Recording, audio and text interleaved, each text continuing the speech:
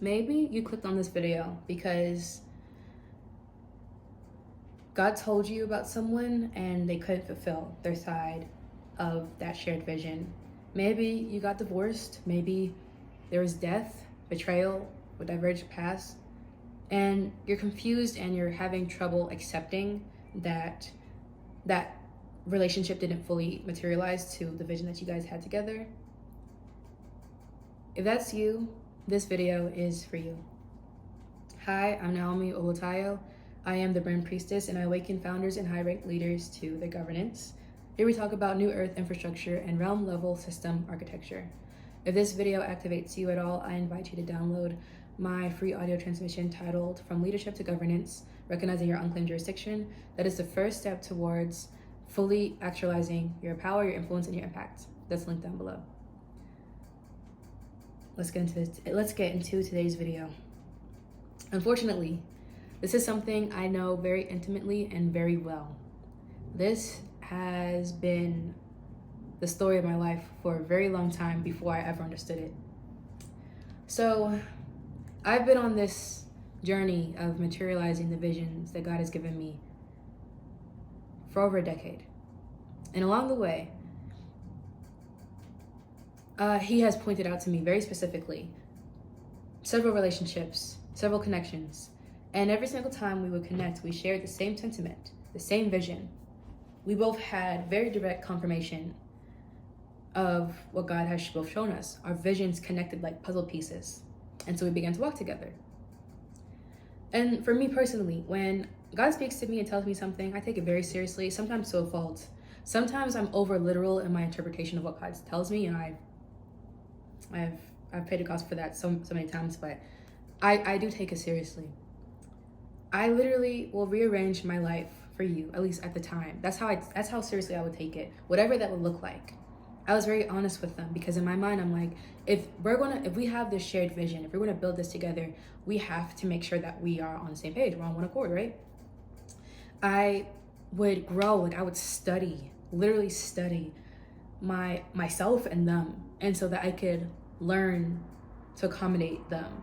I would study myself personally and then through other resources to make sure that I could better show up for them. I was a bit of a people pleaser, a lot of a people pleaser, but whatever, you get the point. And like I really genuinely cared. Like I showed my commitment and my belief in the vision that we were working on together through my sacrifice, through the risks I took. Like I genuinely cared.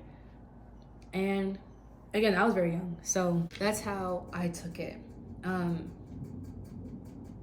I really, truly did not play about what we were meant to build, and I did not play about them either. I took it very seriously. But along the way, me and my, I guess, learning from experience self had to recognize that people don't see things that way either. I also had to recognize some things that I need to heal within myself.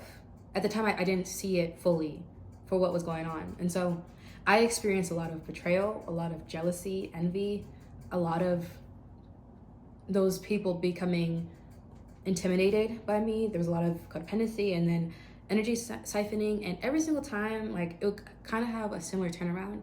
Like, we would connect. We would talk about what we were able to confirm from God with each other, or what we just even recognize in our own knowing and our own vision. Like, oh, I have been praying for a person like you, or I had a dream about someone like you, and I feel like that's you, and this is what I have. And you're like, oh, this is the vision that I have. You know what I mean? It was just like, after all of that, and then it got to a point of there's always a point of contention, of decision, and I wasn't fully aware of it, but there was always a point of decision, and I call that a crossroads moment, where that relationship required for either of us to grow in a way that was basically like an identity ego death. And what was most typically chosen was avoidance and scapegoating. And so there was a lot of failed covenantal relationships that I had. And at the time, I didn't know it was a covenant-based relationship. I didn't know that's how I was relating to people, right? And I know a lot of you have very similar stories. It's just that no one talks about it. Like these people that you feel like are God sent by your ancestors, sent literally by source, the universe, to actualize this vision that you've had for so long. You consider them your brother, your sister, your family, and you begin planning your lives together. Like the way that like a married couple began planning their lives together when they met is like how I approached it, and how I know a lot of you approach these things too. Because I know you listen for God to speak, you listen for your guides to speak, you listen for your intuition to speak and to nudge, and you are someone who can see very well. You know when when you come across potential of something that is aligned with you or for you.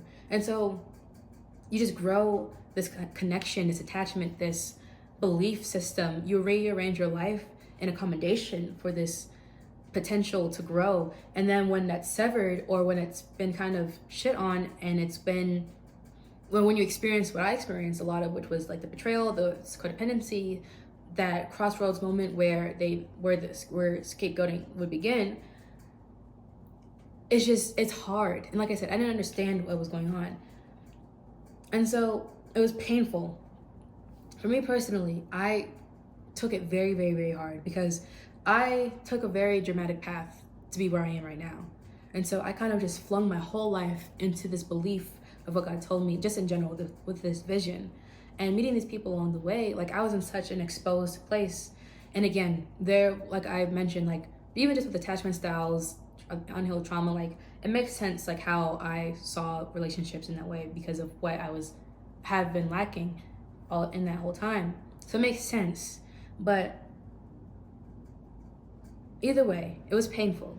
And I know you have those connections too, where you thought that this was going to be your sister forever, this is going to be your brother forever, and you're going to raise your kids together, and a piece of your vision quite literally was the perfect shape for them.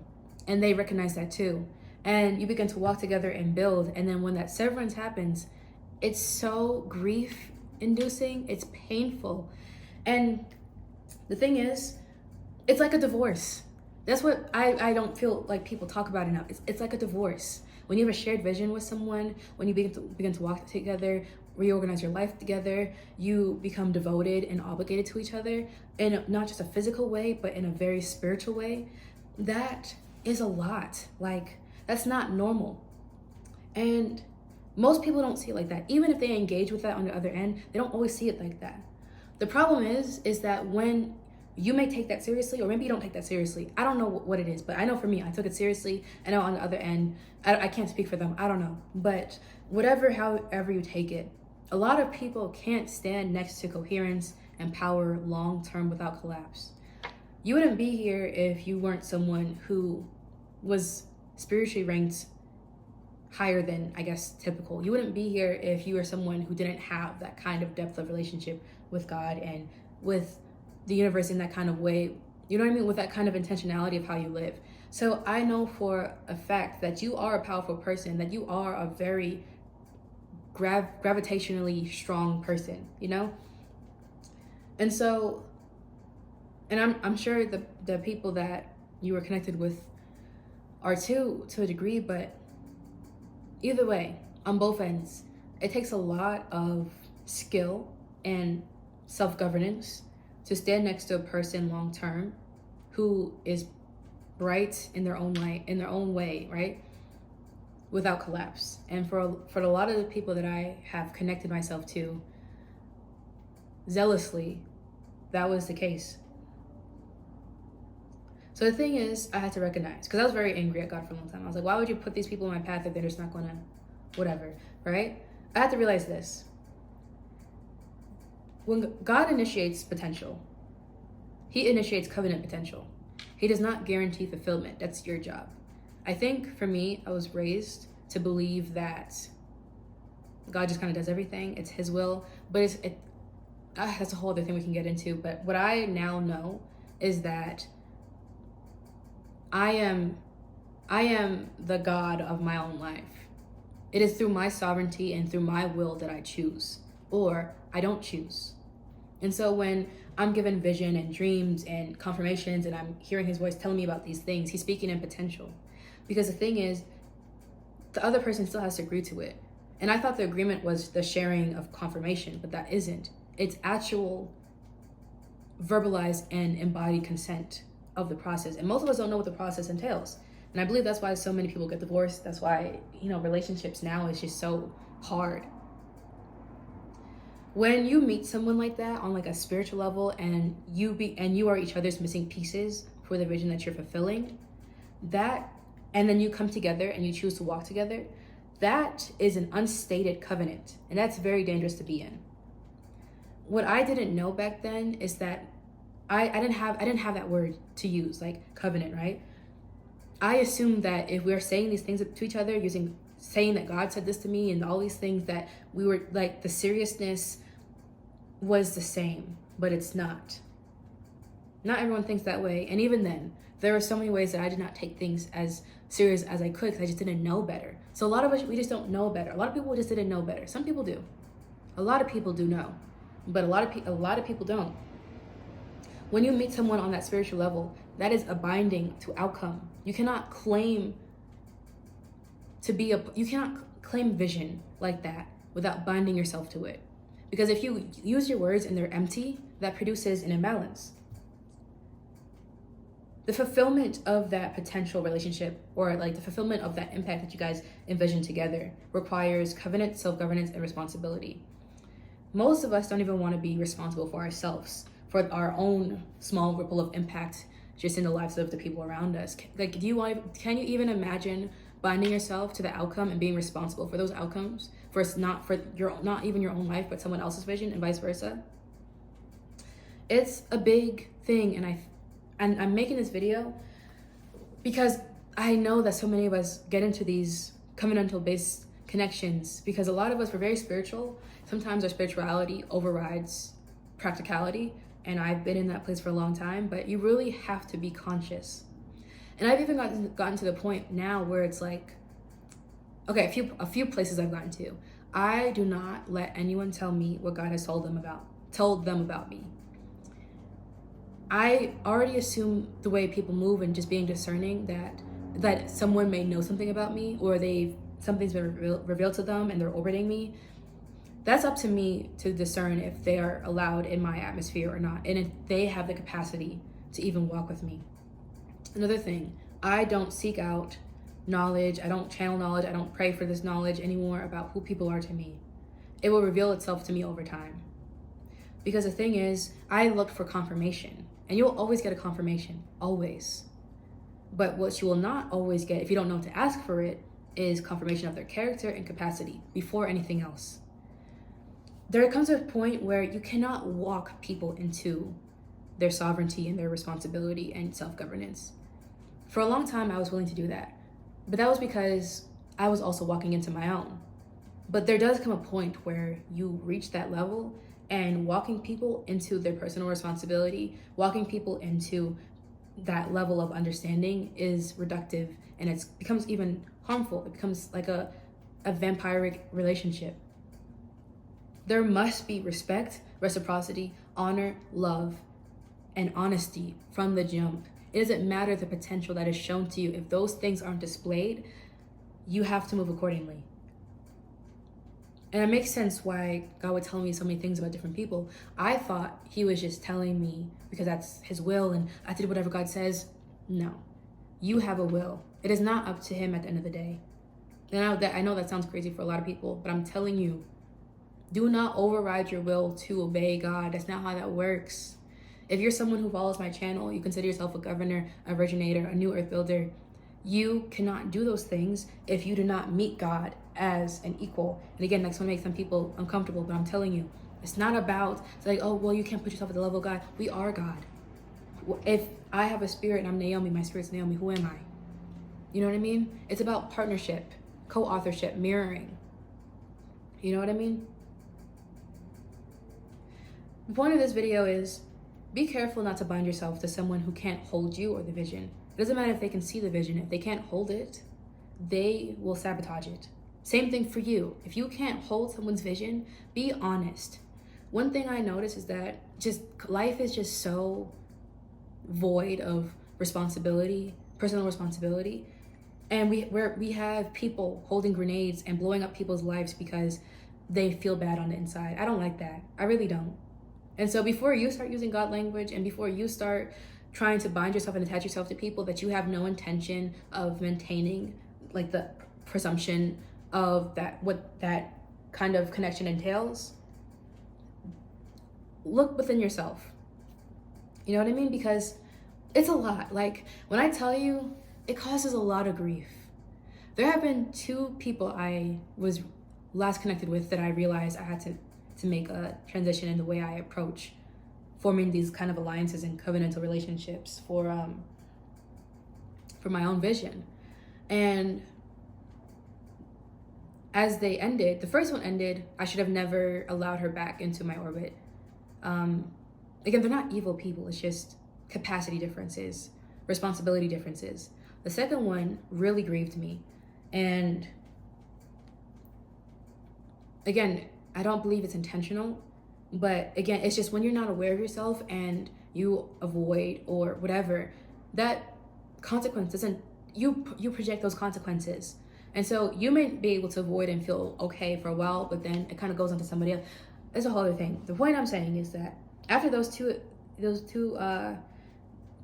friends that I had to let go of and step away from, like I said, I was grieved and very, very grieved. Like I don't want to send the message that like, oh, you just have to get over it.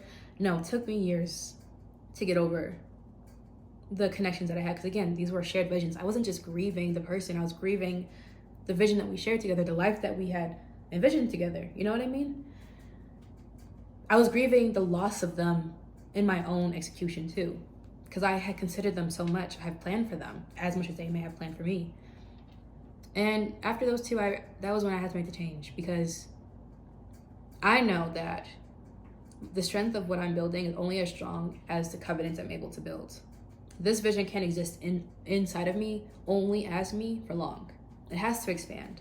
But I also believe in inevitability and consequentiality.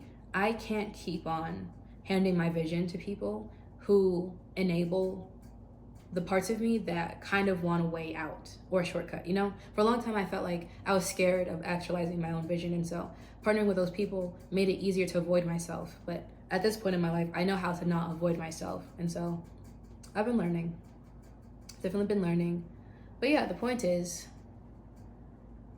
I am sorry that you may have gone through that, and I do hope you are able to heal, integrate the grief. Don't let anyone rush you out of it. Like, don't let people say you're still on that. Don't do it. It's a lot deeper than. I mean, any friendship breakup is hard. Any breakup is hard. It's not easy, but I hope this video is able to give you some context and help you put you on the path of choosing more aligned alliances and partnerships so you can build out what you want to build. Anyways, I do thank you for watching this video. And again, if you haven't downloaded the free transmission from leadership to governance, recognizing your unclaimed jurisdiction, it's linked down below.